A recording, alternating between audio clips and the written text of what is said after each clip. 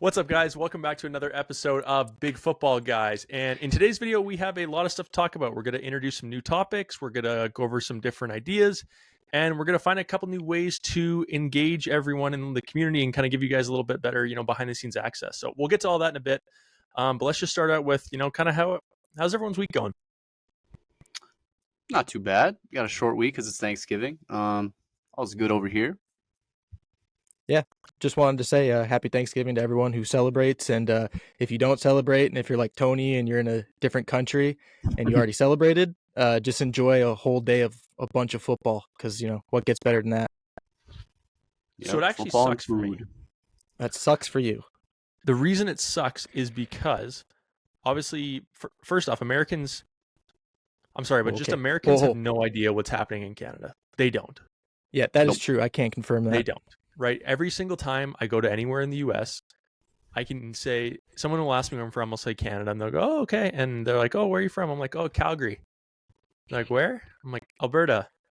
Where? Canada. Oh, Canada. Oh, yeah, a lot of moose up in that country, huh? Yeah, I'm sorry, but Americans have no concept of anything in Canada besides like two cities, Toronto, Vancouver, Montreal. Yep. And yet Canadians have a complete understanding of American politics. We understand your states. We understand everything about what you guys do and how it works in all your cities. And you don't understand anything about us. And we are a tenth of your size. It's not that hard. We have like 8 major cities, maybe. Like, it's not a lot to ask. Anyways, that's the point is my Thanksgiving was a month ago. Not like you guys would probably know. And with that means that this week we have Thursday football and Friday football. And obviously because we're in Canada and we already had our Thanksgiving, we don't get any days off, which basically just means we miss 4 football games. And like in the past, it's not like they've been games that you really cared about. It was the Cowboys and Redskins, then, football team and now Commanders. That one's kind of always been a crapshoot for the last 10 years. The Lions game was really bad. And then this year is the Seahawks and 49ers. That will be good again. And then the Dolphins and Jets that's the potential. Black Friday game. Yeah. Yeah. So that's going to suck. Thanksgiving as a Canadian has always just been I look at my phone and I see the scores as I'm doing my normal job. And I don't get to see 4 games. Yeah. But with that being said, how is actual Canadian Thanksgiving? Like, what do you actually do on Canadian Thanksgiving? What's the meal look like? Is there a meal? Is that how you guys celebrate? Yeah, it's going to be obviously family dependent, but it's pretty much the same stuff. Turkey, stuffing, mashed potatoes, sweet potatoes, green beans, cranberry sauce, dinner rolls, pretty much standard stuff. The only thing that we don't have here that you guys have is the integration of like southern cultures and stuff. Like we don't have those kind of you don't got mac and cheese at the table? Is that what you're saying? No, that's what I was There's no mac and cheese. Yes, that's like, so even if doesn't matter where you are, there's probably not going to be mac and cheese on the table. We definitely don't have the southern stuff as far as like cornbread, collard greens, any of that kind of stuff. Like, we just don't have that much like diversity as far as that. Now, Canada has a lot of immigrants, from, Muslim cultures and Indian cultures and stuff. So, like, I don't really know what they do. But, like, as, like, a white family, it's just turkey and stuff. Yeah. Every now and then my mom will switch it up. I'm half Mexican, so we'll have, she's had, like, carne asada and some Mexican dishes every now and then. But for the most part, it's turkey, mashed potatoes, stuffing, green bean casserole, the works. What's your guys' ideal plate? Devin, let's do that. Do you want to start? I mean, I keep it pretty simple. You guys know me. I like what I like. I like turkey. I like green beans, corn, a roll, mashed potatoes. That's pretty much all I can think of right now. I'd have a better answer for you after Thursday, but that's what we're rolling with right now. Yeah. I'll go turkey. I'm not a huge turkey fan, but I'll get turkey because you only really eat it once a year if you're me. I'll go mashed potato, heavy on the mashed potatoes. That's going to be my first thing that I grab probably. If there's mac and cheese, I'm getting mac and cheese every time. I will get a roll, and I'll get stuffing. So a lot of carbs. and then I'll take the cranberry sauce and I'll throw it out the door and never look at it again. Because Really? why would you even put that on the table? That's just my opinion. Wow. Mine is controversial. So it's going to be turkey, white, not dark meat, gravy. Yep. Only on the turkey. No mashed potatoes. No stuffing. What? A bunch of sweet potatoes. Now my mom does like sweet potatoes with like brown sugar and pecans. No marshmallows. Marshmallow So it's basically toppings on dessert. it sucks. Right. Yeah. I hate the marshmallow topping on sweet potatoes, so don't want that. Green bean casserole, if we're doing that, some form of veg. Green bean casserole with like, mushrooms and the mushroom soup stuff. Yep, That's I forgot really about that one. I'll throw that one on mine too, real quick. So those will be my 3 staples. I want a dinner roll with some real butter on there, like a nice Hawaiian roll. Yeah. I want a bunch of cranberries, and I don't want real cranberries. I want it out of the can. I want to see the ribs of the can. Yep. In that stuff. I'm with you on that. And did you get it out of the garbage can? Oh, man. Dude, that stuff. I remember one time my mom decided to like go all out and make it real, and I was like, "Mom, please stop! Like, I want to see the ribs of the can." Yeah, but yeah, I haven't ate mashed potatoes or stuffing in probably 10 years at least. I think you've got it right, because at least with that stuff you can eat more. Mashed potatoes and stuffing is what fills you up. It's the heavy carbs, so it's what allows us to not keep eating after our second helping here in the United States, probably. Well, I guess you have it up there, but your own plate that's what lets you keep eating if you get more. I think that's pretty much it. Like maybe some other veggies and stuff, but yeah, those would be my staples. Yeah, well, nice. Not too bad. Nothing really beats, eating a bunch of food and then watching football. So yeah, and then feeling like crap when you lay on the couch for the rest of the day. Yep. And all the politics and fighting, if your families are like that. I've never experienced that, but I know people's families, that's the common joke. What time is Thanksgiving meal for you? Kind of depends. If I go, like the last couple of years, I've been going with my girlfriend's family, and we'll go usually around 3:00 is Pacific Standard Time here where I'm on the West Coast. So 3:00 my time is usually when we'll start eating, but people go where I'm from as late as 6 or 7 sometimes. It just depends on who you're with and what family you've got around. Yeah, no, I want to say we eat like 1 or 2, maybe 3. I don't know. It's been a while since Thanksgiving, almost 365 days. But like, yeah, no, I don't remember. 1 or 2 or 3. I'll get back to you guys on that. Yeah, because see, ours is like just a standard meal because they don't schedule football around it. And so it's usually just based on when the turkey is done between 4:30 and 6. Whenever the turkey's done and rested is just when we eat. And because there's no there's no afternoon football to worry about to try and like schedule it in the middle of. There's no like Friday football. There's, our Thanksgiving is a Monday, and usually it's, everyone either celebrates it on the Sunday or the Monday or, kind of one of those days. But yeah, so our Thanksgiving is the first or second Monday of October every year. Is it called Thanksgiving, or is there a different term? It's Thanksgiving. Yeah. Okay. That's good. Keep things the same, I guess. A little fun fact about me. So as some people know, I got married this year. Congratulations. And what we did, thank you, on purpose was we got married on Thanksgiving weekend. And what we decided to do is, because people and weddings and stuff, that shit gets expensive fast. Oh yeah. And so when we were looking, we're caterers and stuff, and we're like, oh, there's like, if you're doing chicken, you got to have fish, or if you're doing chicken, you got to have steak. Like you got to have 2 meat options because someone's going to be picky about what you do. And so then we were like, why don't we just do Thanksgiving dinner? And no one can complain if we do Thanksgiving dinner for 100 people because it's Thanksgiving weekend, it's festive. No one can complain about not getting the chicken or the steak option when we're doing a turkey dinner for the whole thing. So it was cool. We had turkey dinner, with all of our friends and family and everyone around us, and we did a turkey dinner for 100 people, and it was sick. It was a great idea. We had pies and all sorts of stuff. It was awesome. That's a bold move, but it sounds like it worked out perfectly. Oh yeah. Did everyone kind of give you a pat on the back, or they're just like, this was really smart, Tony? Like, how'd you... Everyone we talked about leading up always asked about like your wedding stuff and food, and we're like, oh, we're doing Thanksgiving dinner, and everyone was like, oh, sick. Yeah. Right. And you can feed a lot of people. Yeah. That's perfect. Yeah. I'm very curious how many turkeys it took to feed us, but Is there a Probably lot good of amount. people? Like a ton of people? 100 people. I'd say that's about. How many birds is take- that? I'm gonna take a guess at 8 birds. 8 No. birds. I was More, going you to double think? it. I was going to say between 15 to 20. Wow. Yeah, That's a whole flock of birds. Rip. Well, it was a buffet too. Like people eat. Yep. Yeah, so we saw a lot of guys, get their hands on these cleats. Nike started kind of seeding them out to their athletes. We saw both the Fruity Pebbles pairs and then these cool silver promo pairs as well. We saw Pat Surtain wear them in-game, Saquon Barkley wear them in-game, and then JSN, one of Evan's guys, wore them in-game as well.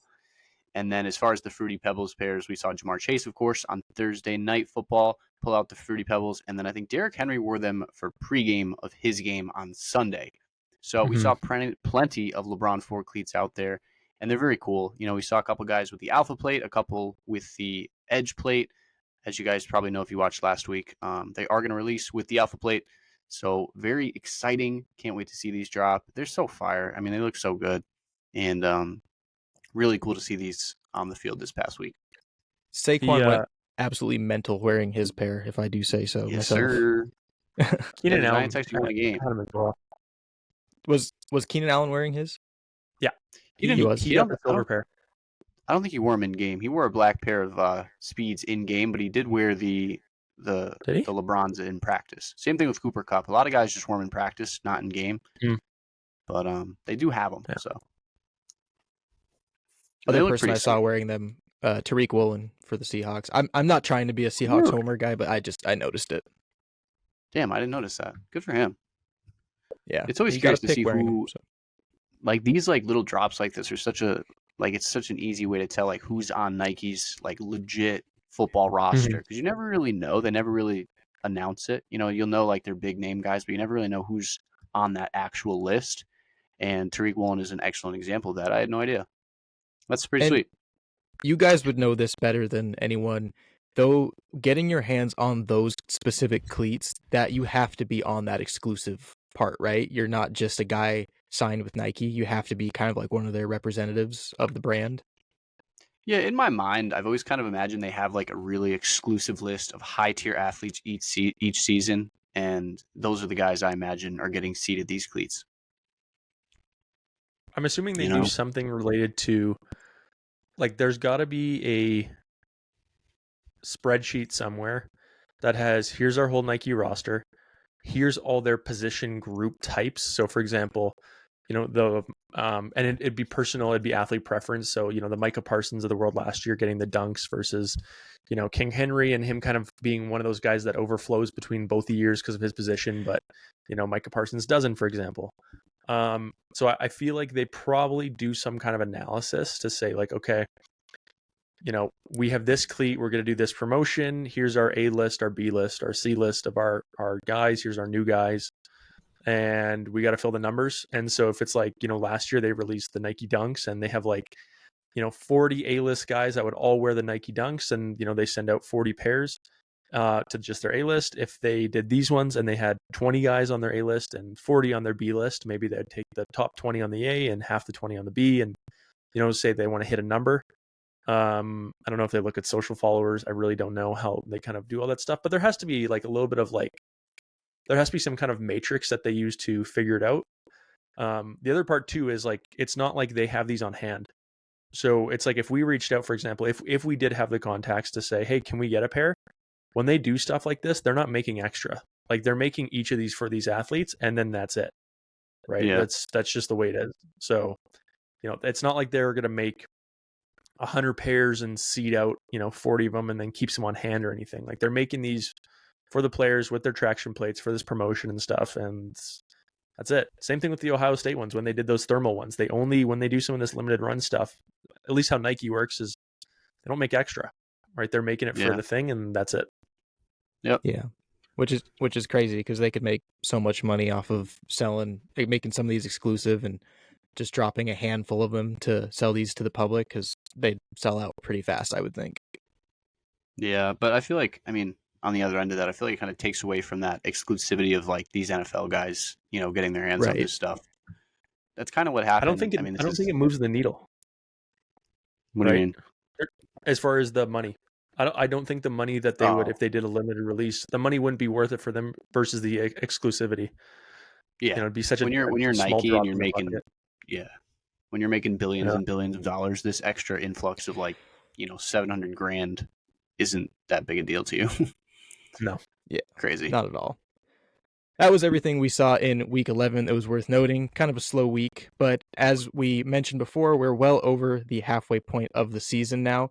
And with that being said, we want to talk about some of the trends that we've seen kind of pop up this year and maybe started creeping into the season later last year.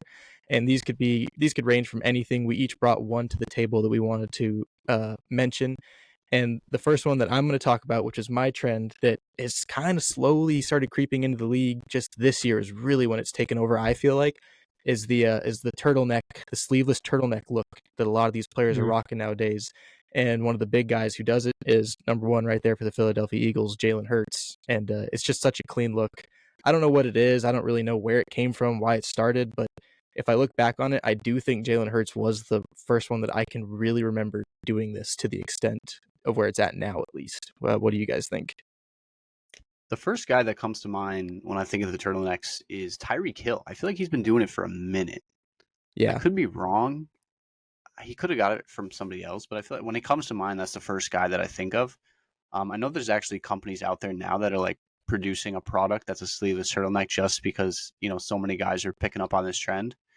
They're jumping on it for sure. It is really cool. I think this, I don't know if this is true, but I feel like this started as like those neck gaiters on the neck. Like we saw a lot of guys doing that. And I think it progressed into a turtleneck look. Does that make sense? Yeah. The other thing too that a lot of players were doing, the like headband. They'd wear the headband around their neck, and then yeah, exactly. Yeah, it's either that or the turtleneck. But then like if you look back prior on it, you see guys like in the cold climate areas. Aaron Rodgers, when he was in Green Bay, always wearing that really thick white one. Patrick Mahomes, Travis Kelce were wearing those ones. And those were really only when we got into November, December, January football. Now it's to the point where these players are wearing this from preseason all the way to the end of the season because it's a different material, different look, different style, and it's a new trend. So I think it's really popped off this year, and I don't know. I really like the way it looks. Yeah. I wonder if there's any like true benefit to it other than how it looks. I wonder if there's a reason. I was wondering the same thing. If it was just purely aesthetic or if there was something to it. Yeah, I don't know. Who's the dude on the Packers that wore a sleeveless hoodie? Oh, I know who you're talking about. Greg the guy I'm thinking of. Jones? Was his name Jones? Oh, you're going way back. Oh, okay. Yeah, it was like 2017, 2018 area. Packers wideouts. Was it? He was in the 80s, right? James Jones. His number was James Jones. James Jones, number 89. Yeah, he had a couple Hail Mary catches. That guy. I got it. Let's go. Yeah, they shut that down real quick. Yeah, when I saw you do the turtleneck thing, that's the first thing that came to mind. I was like, oh, I missed the hoodie look. Yeah. There's actually, when you brought up a Packer in a hoodie, the first thing that came to mind was his name is Keeson Nixon. And every pregame, he wears a yellow hoodie under his uniform, and then he takes it off for game time. So that's where I thought you were going with that. So the hoodie tradition is still alive in Green Bay, but not in games. No. They try to get away with it in high school football, too, and the refs always get on them and tell them, no, take it off. A couple of my guys this year tried to do that for the team I was coaching. I used to do it in practice when it was really cold, but it wasn't really that comfortable. So I don't get why you would even like want to wear it in a game. No, I never jumped on that. But I just didn't like how it felt.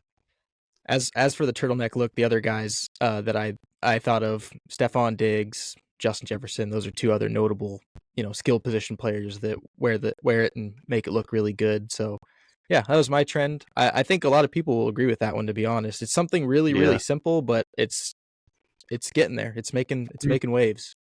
It's definitely starting to pop off. Like I said, there's companies that are like jumping on this wave and starting to sell the product as their own thing. So it's definitely making waves. Yeah, absolutely. All right, Tony, what's your trend? What do you got for us? I got a kind of a double dip.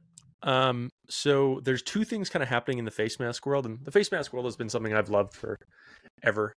It's kind of my roots, so that's kind of where I went with this. The first one is obviously custom face masks. So custom face masks have kind of become more popular, and then also at the same time less popular this year because of, them being shut down. Max Crosby, obviously we've talked about that. We beat that horse to death. But there's kind of like a mix of custom and not custom. So there's still some guys wearing custom face masks in the league that are somehow getting away with it. Garrett Bowles on the Broncos is somehow still wearing a custom mask. Again, I'm not trying to rat him out. I just know that. What the hell is his name? He just got hurt this week. Mekhi Becton. He was wearing a custom like Bane style. I don't know if he still is. DeMar Hamlin, his is a simple but custom. And that leads into the second part, which is jagged eye guards. Jagged eye guards have gotten really popular this year. And with a lot of the guys have replaced these standard eye guards. So eye guards used to just be, straight bars. But a lot of dudes are still repping that look. But now they're kind of at this bent style, kind of like Von Miller used to have, except not as many. And it's becoming really popular on skill position guys. Once you see it, you can't unsee that it's kind of everywhere now. And you can kind of see it in like different amounts. Obviously, this is DeMar Hamlin's. His is super simple. But one of the teams that has it a ton is the Chiefs. And I noticed this last night. So if you look here, we have here is Isaiah Pacheco. I can't quite tell his look jagged from this side. Let's see. Can I zoom in any more on this? Is my zoom going to work today? Yeah, so his look kind of jagged. Like a little bit, but it's super hard to tell. Why did it go out? So let's see. Him, I know Kadarius Toney, his are jagged. Travis Kelce's are as well. Let's see. Yep. There is that Sky Moore. Sky Moore's jagged. It's just become a really popular style for guys to wear. Let's see if we can get a Travis Kelce one here so we can see. Let's see. We got Drew Tranquil. Nope.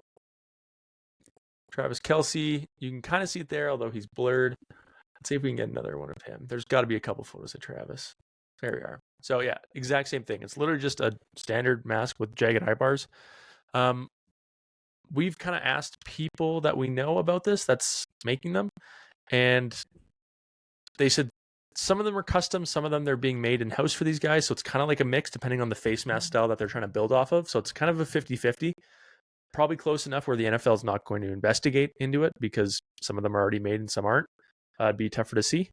And then the other thing was I asked our people, I was like, are they doing this because it's more visibility? Like, what is it? And he was like, it's the mirror test. Like everything else, it's just a new style. It looks cooler. Yes, it gives you a little more visibility than standard eye guards because it goes out and in. But at the same time, they wouldn't switch unless it looked cooler. So that's kind of all it comes down to. This seems like something that runs through the equipment staff and the equipment room in general. Like, because once one person wears it, do you think that equipment staff will start to recommend it to other players? Because like you said, the Chiefs, they seem like they're wearing a lot more than other teams are. So, say Travis Kelce was the first person to do it. He said he liked it. Sky Moore started wearing it too. And then the equipment staff, whenever they're coming in and talking about players' helmets and stuff like that, do you think, hey, try this out, see if you like it? And then they kind of keep it in-house. And then, it seems like a lot of trends happen that way. I feel like it's all kind of based on what the equipment staff at that given organization's doing at the time. Yeah. And part of that too is like people don't realize how much control the equipment managers have over kind of what goes on, especially considering most of the guys don't really care. You know what I mean? If it's close enough, it's close enough. A really good example is actually Drymax. So I don't know where my Drymax chin savers are. Do I have them right here? Check out that video if you haven't yet. Where are my freaking Drymax? I have like 10 of them. Oh, I know. Okay. Stand by. Give us a studio tour while you're at it. Yeah. So there's different companies that make chin strap covers, right? So here's Drymax. We've done our video on them. You guys know all about them. And then Sports Star makes their own cover. It's just a basic cover with the Sports Star logo on it. It's really nothing to it. Everything that equipment staffs do are based on budget and based on their preferences and how they do things. And they will really only differentiate from what they know and what they like if specifically asked by a player for most cases. So a good example is we know that Drymax is super popular on a lot of teams, but some teams don't want to spend money sometimes, honestly, on stuff because, this one is a lot cheaper because of it's just a sleeve versus the Drymax one is more expensive because of the Velcro now and the copper liner and stuff that goes into it. So these are obviously more than these. And not every team wants to spend that money. That's just the way it is. Every equipment staff is different. And if a guy's been their equipment staff for 20 years and he pre-exists Drymax or whatever, he might not want it. So like the Sports Star one and just the basic ones are popular on their Raiders. Their equipment staff's a little bit cheaper. And so they prefer to use just a standard one, where other teams that spend more money in their equipment staff, they'll go with something like Drymax because it's really popular and it's really good product. And that's basically to say that, it's up to the equipment manager sometimes to do these things. And unless a player explicitly asks, I'm going on the Raiders and I'm going to be wearing a Drymax, and they order him one, when they're doing their bulk ordering of stuff, they might not do it. So who knows? Maybe it was a popular thing based on, one person, and then the chief staff did a massive order with Shutt or whatever, or Riddell in the offseason, and they got a bunch of these jagged masks made. Yeah, I think that makes the most sense. Yeah, no, I definitely think it's a combination of the equipment staff, like, giving these guys these masks after a couple of guys bring them up. But I also think it's another case of like word of mouth. I mean, you guys have been at practice wearing like, something cool, and you have a teammate like, yo, what is that? Where can I get it? And I feel like that happens in NFL locker rooms as well. So I'm sure there was somebody on the Chiefs. It might have been Travis Kelce. He put this mask on, and then Isaiah Pacheco was like, yo, those bars are sick. Hook me up, let me get those. And then the equipment staff is like, all right, we'll make a big order. I feel like it's probably a combination of both of those things, coming together. Because that's what happens in football equipment locker rooms. Everyone's kind of seeing the gear that the other guys got and putting them onto it, Yeah. So, yeah. Meanwhile, Clyde Edwards Hilaire sitting over there in the corner like, you guys have eye bars? What? Where do I He's get drawing those? eye guards on with a whiteout marker. That's what he does. You guys remember that? He still does. Yeah. Oh, yeah. Yep. On his accent, it's funny he's got these white paint lines. because you That's so barely funny. see him run the ball anymore, but when you do, that's something I notice right away. It's so funny. It's such a funny reason too. He's like, if there's a guy between my eye guards, I need to juke. If there's a guy outside the eye guards, I need to run faster. It's such a simple concept, but I love it. Is that what he said? What a beast. Is that actually, did that come from him? Yeah. That's I Oh. talked to the one of the Chiefs equipment managers, and that's what he told me the reasoning was. I'd never heard Isn't that that. insane? Isn't that so funny? Yeah. Yeah. It's like a old reticle. CH. It's like a reticle in a video game. Literally. Well, it's so funny. The one trend that the equipment staff does not have their hands in is the one that Devin picked, and this one's all on the players, right, Devin? What's your trend here? Yes, sir. So this is a trend that I wouldn't say has come on this year. It's probably been a couple years in the making, but that's going to be reconstructed football cleats. So basically what that is when players take a base cleat and then they have an artist like Coda Customs on your screen, and they kind of redesign a shoe on top of the shoe. And the reason this is really cool is because it allows guys to wear the cleats that they love, and then they can put like a cool cleat on it. So like they don't sacrifice the performance, but they still get the swag that they want. I think that is so cool. And, it allows these guys to, have this uniqueness and just stand out and wear these really cool silhouettes. Some of my favorites, I just love seeing the old basketball silhouettes. You guys have heard me talk about it on the podcast a ton. There's so many cool basketball silhouettes, and it's like so tough to show them on the gridiron. So when you can take a good performance cleat and put a cool silhouette on top of it, it's just like this perfect harmonious thing. And it looks so cool. And it's, by far, as a cleat guy, it's by far my favorite trend. Here's some great examples. You've got Sean does it, Coda does it, then the Surgeon has done a couple pairs for OBJ. It's just so cool. I love being able to see, a pair of foams on the football field, a pair of Jordans that didn't release as a football cleat on the gridiron. I think it's so cool. It allows so much creativity, and it allows us, cleat nerds, to see new stuff every single week. So I can't get enough of these custom reconstructed football cleats. How much do you think a pair of those set you back? Like if you wanted to get your hands on a pair of completely redesigned, It's a lot from of the money. ground up, I would imagine. It's a lot. It's over $1,000 for sure. Over $1,000? I was thinking like Yeah. 500 at the minimum this is 500. This is kind of public knowledge. I know Coda Customs was selling like slots for a custom pair of cleats, and I think they started at like 1,800. I could be wrong. Let me try and go to his website really quick, see if they're still up there. We back in earlier in this year when I did the video about the AI football cleats, and the original concept for the video was I wanted to make a pair of football cleats with AI, and then I wanted to partner with a shoe designer and have them actually made. Right. And I could not get a number that I could afford. Yeah, it's insane. Yeah. I mean, these artists, they know their customer. They know, who's buying these cleats. And, they're only going to get worn once or twice, but they know that these guys got deep pockets. I mean, all credit to the artists. I mean, these are really intricate designs, and they have to, be durable enough to withstand a game of football as well. So it's not easy to make these cleats. So I get why, they're charging these high prices, because again, they've got clientele with big bags, and it's very detailed work as well. So it makes sense. Mm-hmm. Yeah, there's no chance what they do is easy by any means. Yeah. So like they would say time is money.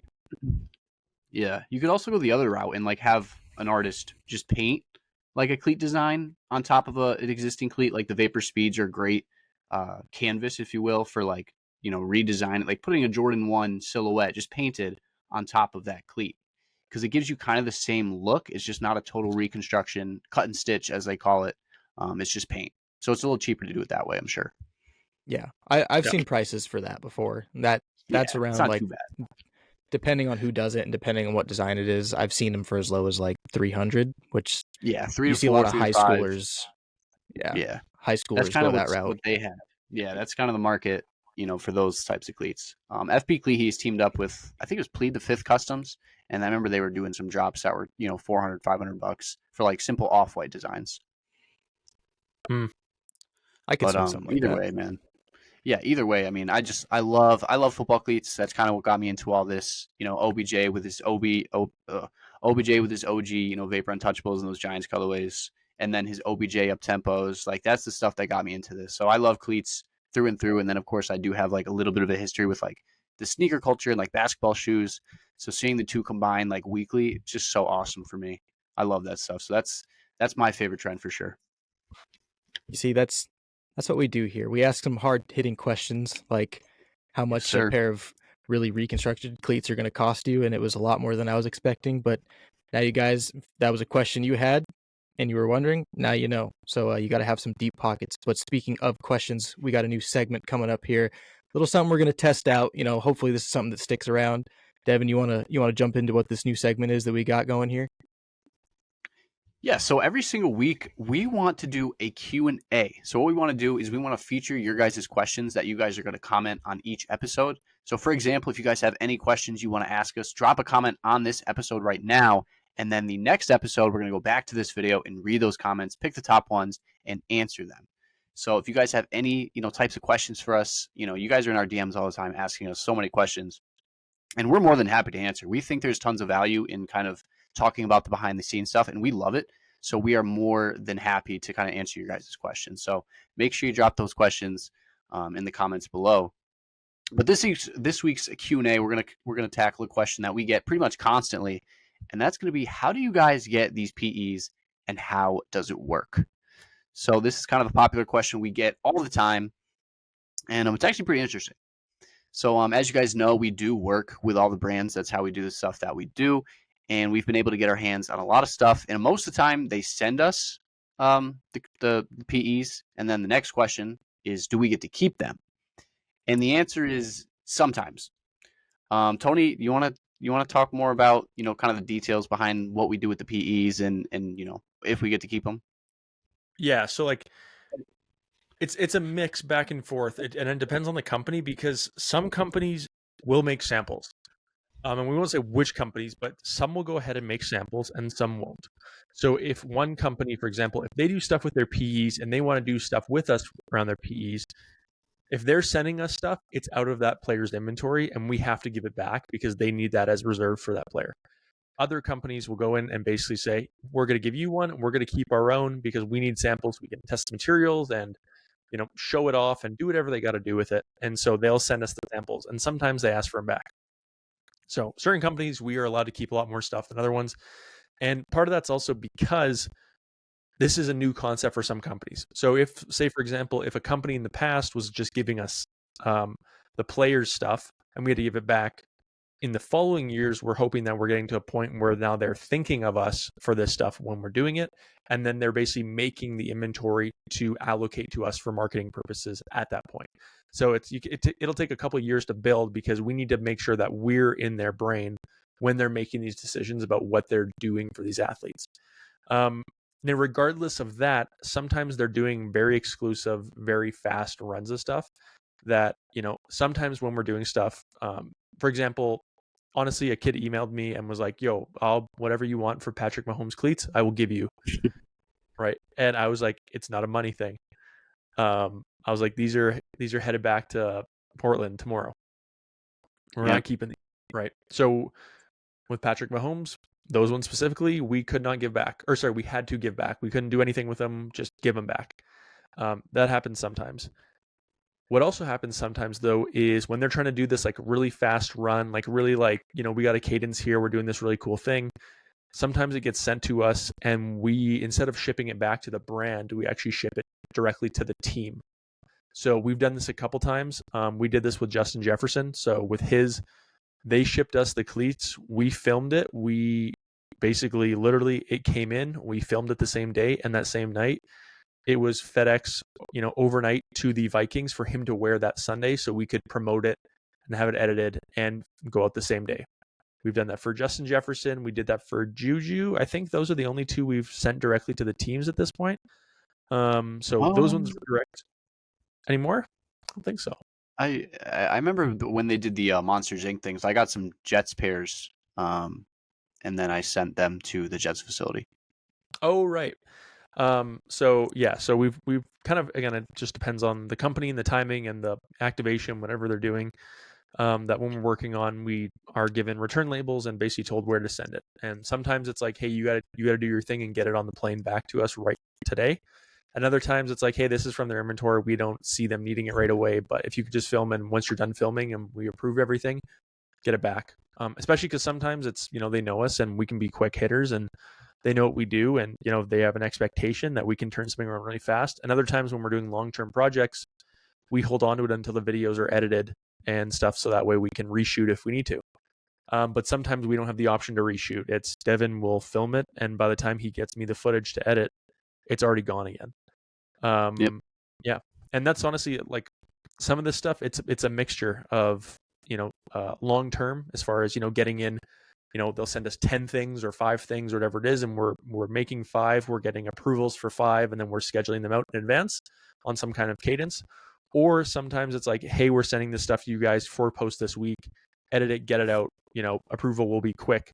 Get it out the door and post it. So that's happened with like the Juju, Justin Jefferson, the Jamar Chase it arrived at our door Saturday night. Devin filmed it at like 1 or 2 in the morning.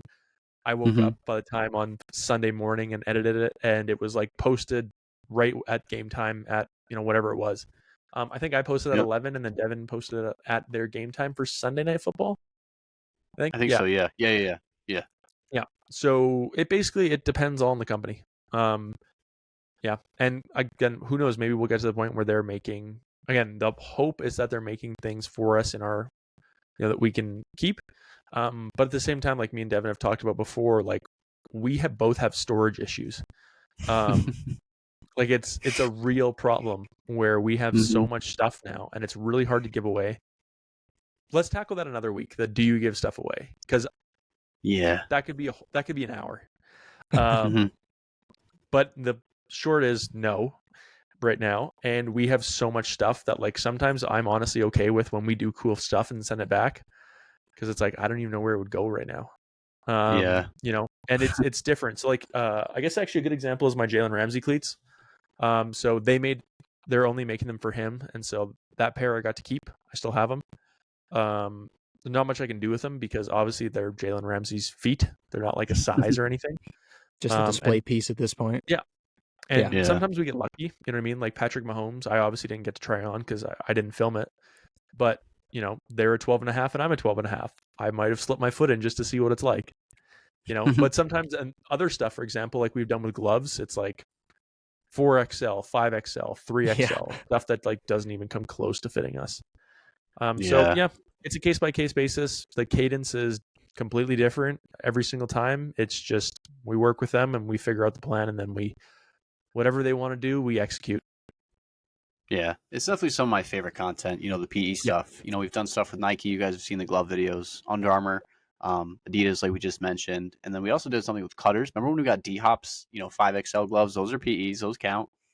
So it's so cool to see, what these brands cook up for these athletes. It's definitely some of my favorite content to make. And, I don't mind sending the stuff back, or if we get to keep it. It's just so cool regardless. Just having like a piece of equipment that a player is going to like wear in a game it's such a cool feeling. It's kind of surreal. When we had Jay Jetta's cleats, I'm holding like a cleats Justin Jefferson's going to wear in like 3 days. And it's just It's crazy. Such a surreal moment. Makes you just kind of like, it's so cool. Yeah. What were you going to say, Evan? I was just going to say, like, I was going to ask you guys what would be your favorite, or probably the craziest PE that you've actually had your hands on, or yeah, what's just the craziest one that's come across your doorstep? So in your opinion, for me, I mean, you guys know I'm a Giants fan. So the one that's kind of my favorite is something that I got years ago, and it's a pair of OBJ Nike VaporJet 3.0 PEs. They're in my backdrop in all my YouTube videos, so I'm sure you guys have seen them before. But they've got his number 13 on the cuff, and then they have the one-handed catch silhouette on the other cuff, and they are so cool. And then I also have a pair of Saquon Barkley VaporJet 5.0 cold weather gloves, PEs for him, and those are cool just because I love Saquon Barkley. We've gotten our hands on a lot of really cool stuff, so it's also cool. What's your favorite, Tony? I only have one favorite, and that's because I only have one. Was one thing we didn't talk about is me being in Canada. Yeah, true. That's a good point. With the timelines we work with, most companies don't want to send me stuff. If they can send something to Devin versus me, they're going to send it to Devin because it's within the country. And if we have a fast turnaround on something same week, it's not working if it's international. It's too risky sometimes dealing with that stuff. It should be so simple. I don't know why it's not. It's like literally I am closer to Devin than Evan. We're just going through the sky, landing in a different place. Like, it's stupid the way the international stuff works. But having said that, because of that, it's easier for them to send Devin stuff. So Devin gets almost the majority of all PE stuff because it's just easier for him to ship out and send back and deal with it. So the only one that I specifically have is the Jalen Ramsey cleats, and it's still a very cool one to have, especially when we had our hands on and we had a pair before he even wore them in game, and we just weren't allowed to share. So that was even, it would either way, if considering all the other stuff we've had, there's been some really cool stuff, but like those are either way would be super high on the list. I mean, that's exclusive as it gets, because like you said, those are like one of ones. Those are made for him, and right now there's nothing like that available to the public. Like, you can't go on eBay and find someone who backdoored those out of the facility. No. Those are as exclusive as it gets. There's 4 people that have them. There's me, there's Jalen, there's Factory Lab who makes them, and there's Jordan Diab, his cleat customizer that Jordan is making all of his like customs for every week. And so those are the only 4 people with him. That's crazy. That's gotta be a cool feeling. That's a cool feeling. Just to be at that status, that's so dope. Yeah. Well, those were our questions, our one question for this week. So, if you guys have anything that you want to ask, and I know there's going to be a ton, because there should be, good questions here, make sure you guys comment them down below on this video, and let us know what you guys want to know, mainly from Tony and Devin here, because they're the experts, So put them in the comments. And speaking of which, we got another new segment coming up right now. Devin or Tony, do you guys want to kind of introduce this new segment? We're kind of shifting focus here a little bit.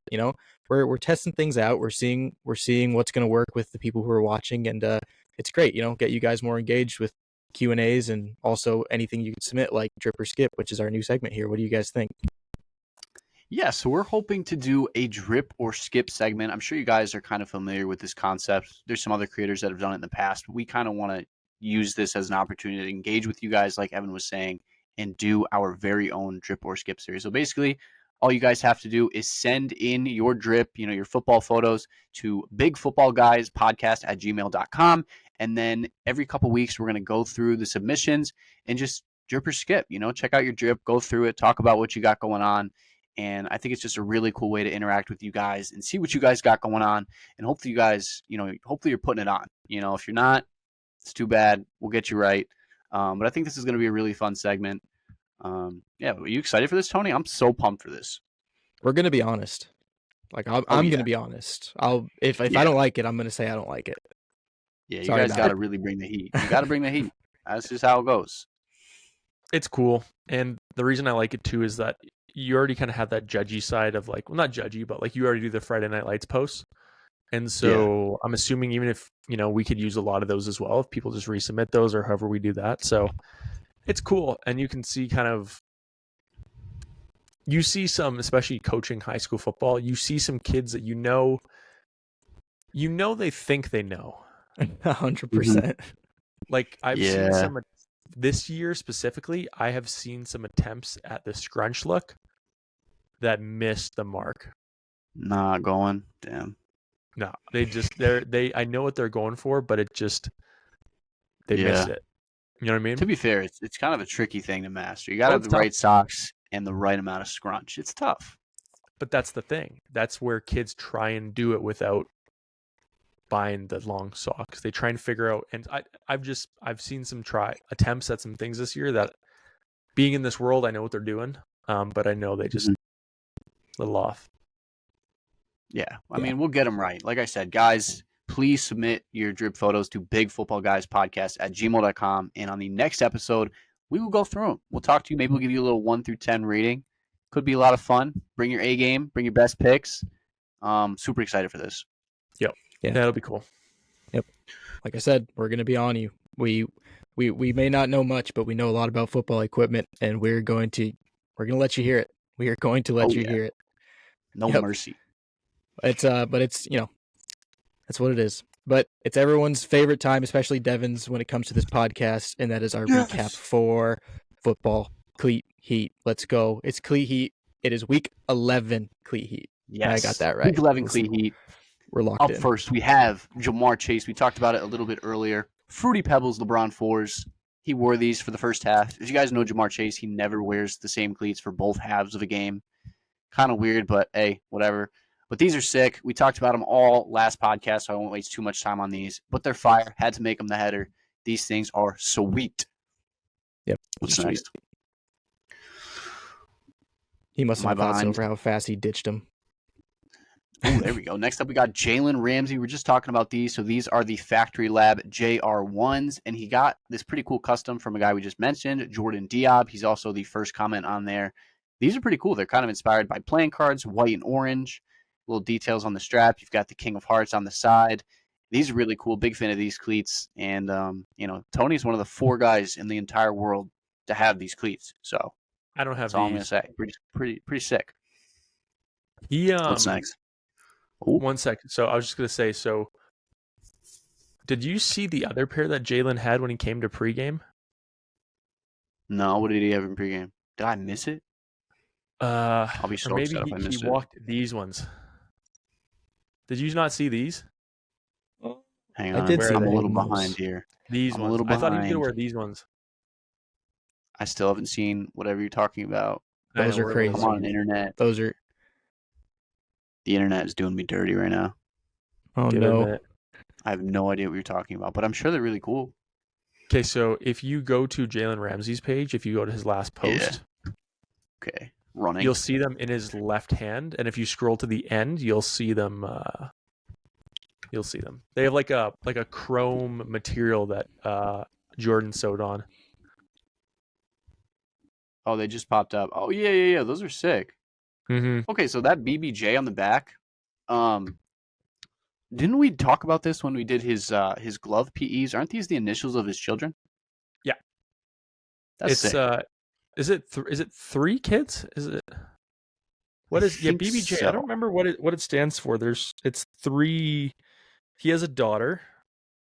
Yeah, I mean, we could do a quick Google search. Jalen Ramsey Yeah. children. As weird as that is on a football equipment podcast. Oh, we're doing deep dives. It says he has 2. What are their Get names? accurate information. That's what we're doing. He has Breland and Brooklyn. Oh, it's Breland, Brooklyn, Jalen. Isn't that what it is? It's him and his 2 daughters. That would make sense. Yeah. Pretty sure we made that up when we said it last year, but yeah, we might have to dig up our old video on his gloves. Which, by the way, his Dolphins gloves are unbelievably cool. Those are so fire. Yeah, those are nice. Yep. So clean, dude. And then Jalen Waddle is a similar pair, of course. Dolphins, Nike athlete. All right, who's next on this list? I can't even remember. Who's that?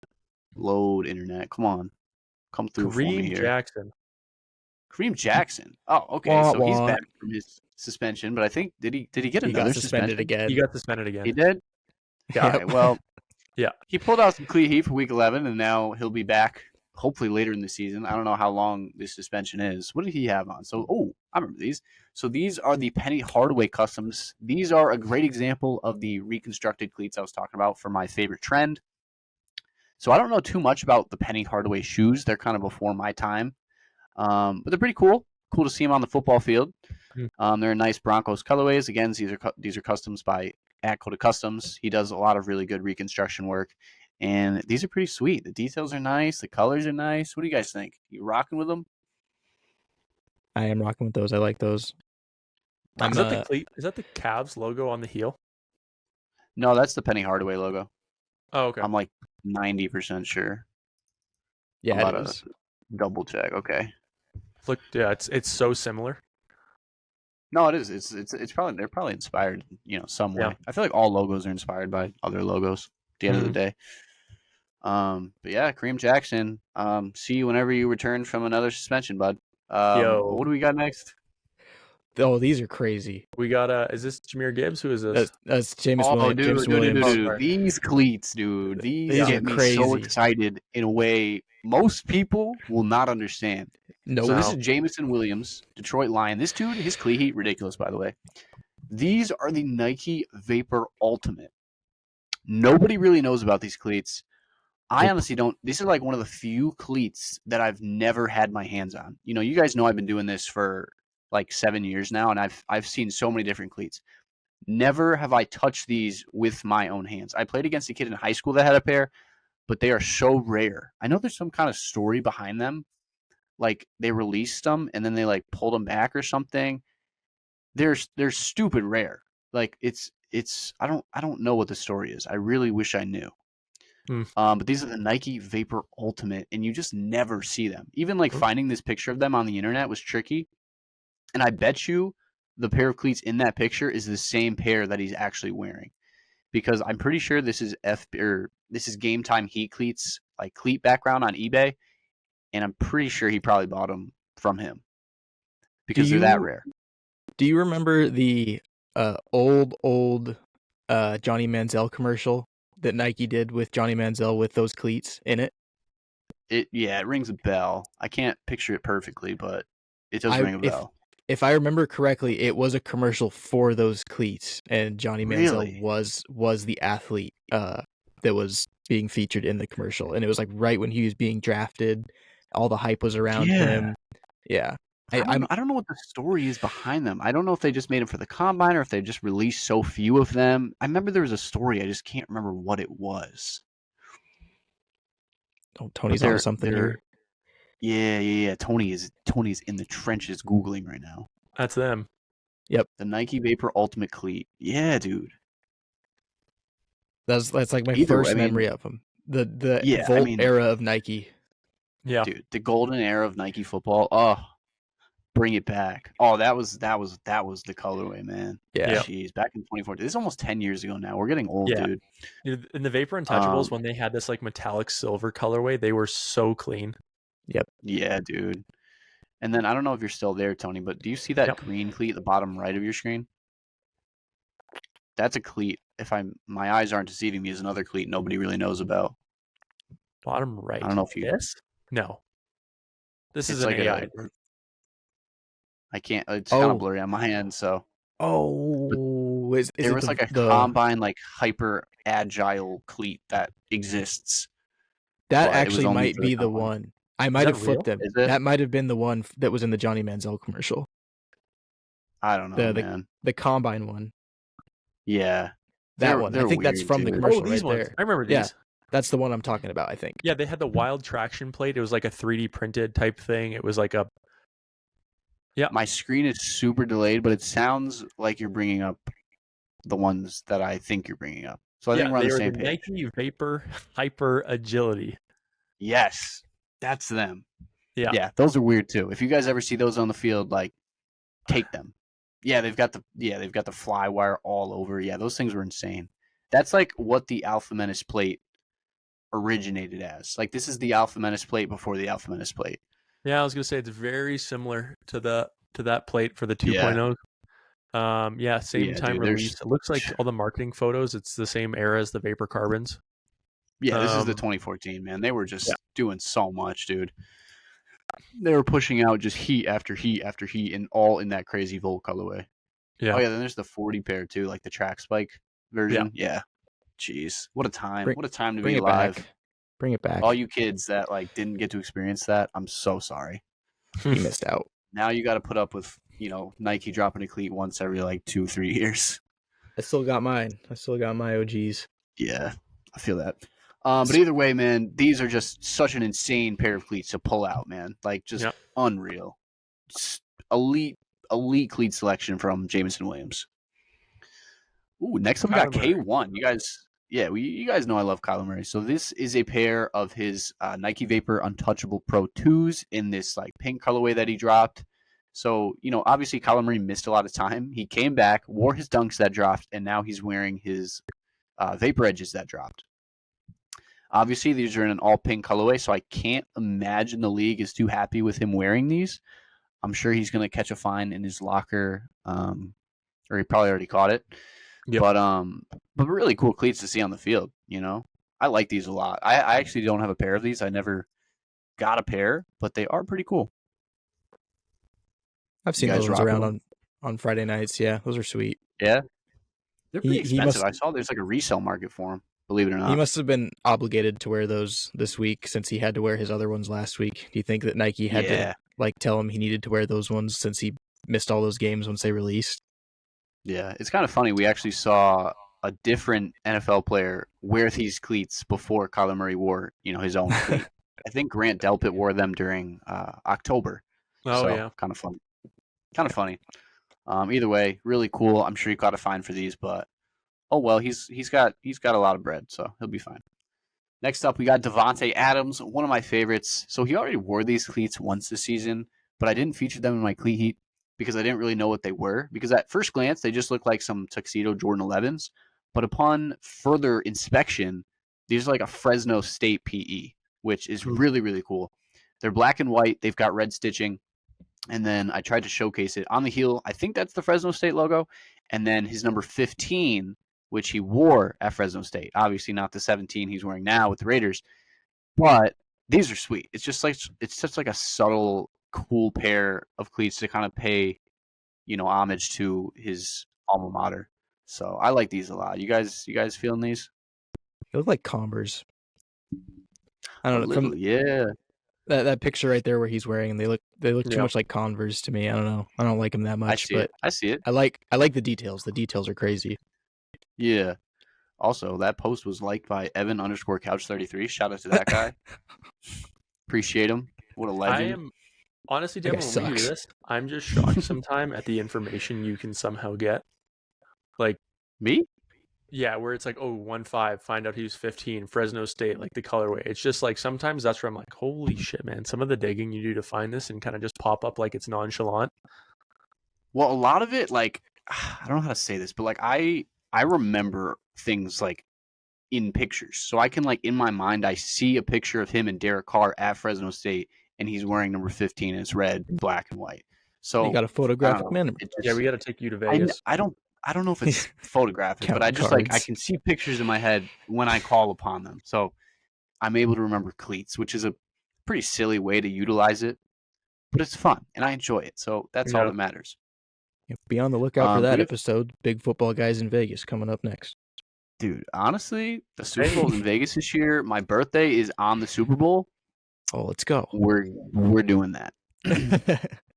Next up, we got Quincy Williams. So he wore some foams. I think he's worn foams already this season, but I don't think he's worn an all-white pair. Again, this goes back to kind of the whole reconstruction thing. These are really cool. These are by an artist I wasn't really familiar with until he was, in my DMs. Like, hey, look at these. I forgot his name. Can you click the tag, or did I tag him? I hope I did. Yeah, J Kicks Custom. Shout out to this guy, man. He's actually got a lot of good heat, and it's more cut and stitch work. So we love seeing that. I do, at least. I think it's really cool.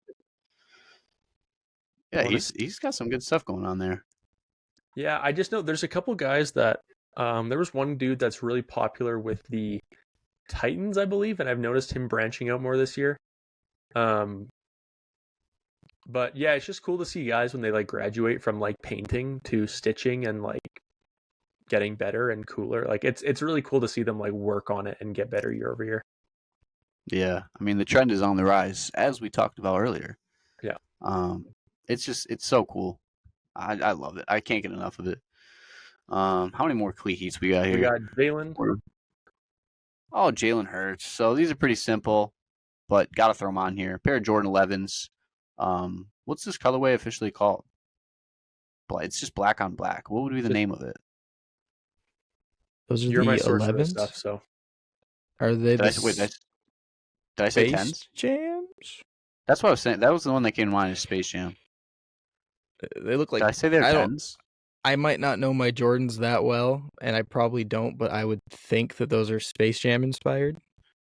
Yeah, that was my thought too. That's the only one that comes to mind. If any of you sneakerheads know, please let us know what colorway this is, just for my own sanity. Mm-hmm. I gotta know. I love this information. The Space Jam was the Jordan 11 silhouette. Yeah. I don't know. These Either way, are my favorite right here. The ones that you got up on here. Oh, the Christian Kirks? You like these? Yeah. Those are sweet. These are pretty sweet. These are done by my guy Arts_Undefined. He's one of my favorite cleat artists out there. He does so many cleats. It's unreal, dude. He works really hard, dude. He's in with a lot of the teams. Great guy. But these are a pair of custom dunks. What is the colorway on these dunks? Those are the original shoes, the Nike Air Force One, the Atmos colorway, like the Atmos elephant. Atmos? Yeah. Hang on, I gotta see it. Yeah. Atmos. Shout out to you, dude. That was key. Nice. That was sweet. I might have said Air Force. I meant to say Air Max if I'd said Air Force. So Air Max One Atmos. Yeah, no, what they're called. You're good, bro. That's knowledge right there. Yeah, those are sweet. But yeah, I really like these. I couldn't find them on his page. But they are his. I DM'd him and he's like, yeah, those are me. Super cool. Such a cool colorway, and it just looked really clean as well. Yeah. Goes so well with the uniforms those Jags too. uniforms. Yeah, oh, yeah. Perfect choice. This kind of brings me back to why I love these reconstruction, because it allows these guys to wear popular shoes that go with their team without sacrificing the performance of their cleat. It's so cool. I love it. I really do. We got one more, right? One more. I'm going back. I'm good, pretty sure good. I think it was him, by the way, who was big in the Titans. I don't know if that was his start. Arts Undefined, Titans. Might have been. Maybe it's not him. I don't know. He does a lot of work with the Commanders, the Rams, the Raiders. I don't know. Maybe the Titans. I know the Titans have. Her name is Jada Kitna. She does a lot of cleats for the Titans and the Cowboys. What are we talking about? Okay. We got DeAndre Swift. So this is a trend that we've seen a lot of guys rolling with. That's the Chrome Heart stuff. He did it on his cleats, and then Nike actually got mad about that, but that's another story. But yeah, these are sweet. They're cool. You've got some Chrome Hearts details on the white cleats. They go good with the all-white uniforms. These are more customs by Arts_Undefined, and they're pretty fire. I like these a lot. You guys rocking with the Chrome Hearts? Not really. No, I think it's overdone. Yeah, I think it's overdone. I mean, now. I get that. It is a little overdone. I'll give you that. My perspective is OBJ did it.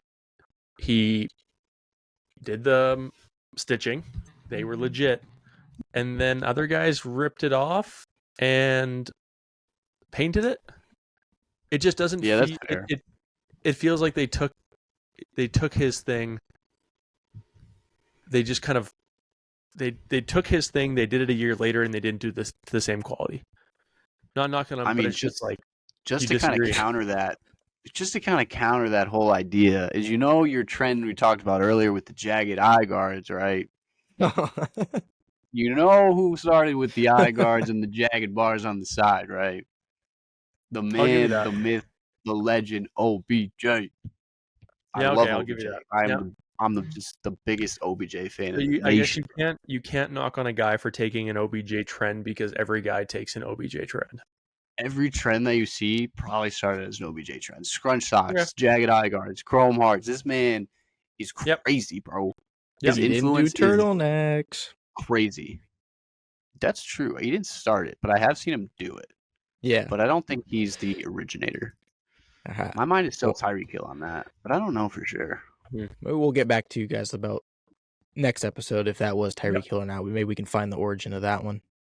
Yeah, we got to dig deep, bro. We got to go back to like his kick returner all pro year and see if he was rocking the turtleneck. Yeah. Is that all for Cleat Heat there?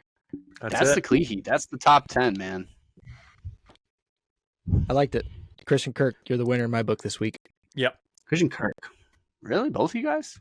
Dude, he's always had just really good, subtle swag. Yeah, that's facts. I don't know which one would be my favorite. The elephant. What were you about to say, Tony? Was nice. Yeah. Which one? And it's that colorway of the. Yeah, I got it. Kirk's. Yeah, he's got the elephant print. The teal goes with the uniforms. It's just nice. Yeah, I think my personal favorite has to be, Jameson Williams pulling out some ridiculous golden era Nike Cleat Heat. Yeah, that's my favorite. Cool too. Yeah, I did kind of gloss over rare that I one. know those cleats are. Insane. Yeah, so we'll go custom cleats for the week. Christian Kirk. Overall, just crazy cleats. Jameson Williams. That's what I'll say. Yeah, that's fair. That's fair. That's a fair assessment, Evan. Shock and awe value from Jameson Williams is an all-time high. Ridiculous. He's been doing this too. Like he got a pair of the Kyler Murray like Oakland A's diamond turfs and then had them painted white and blue. I just couldn't find a photo of him last week. But he does this, bro. He's a cleat guy. He's so quiet. He doesn't get enough passes thrown to him right now, so it's just like I know he kind of goes under the radar.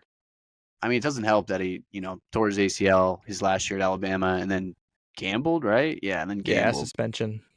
But, I mean, that gave him plenty of time to stock up on some cleats. So, nice. Good stuff. Good stuff. But, yeah.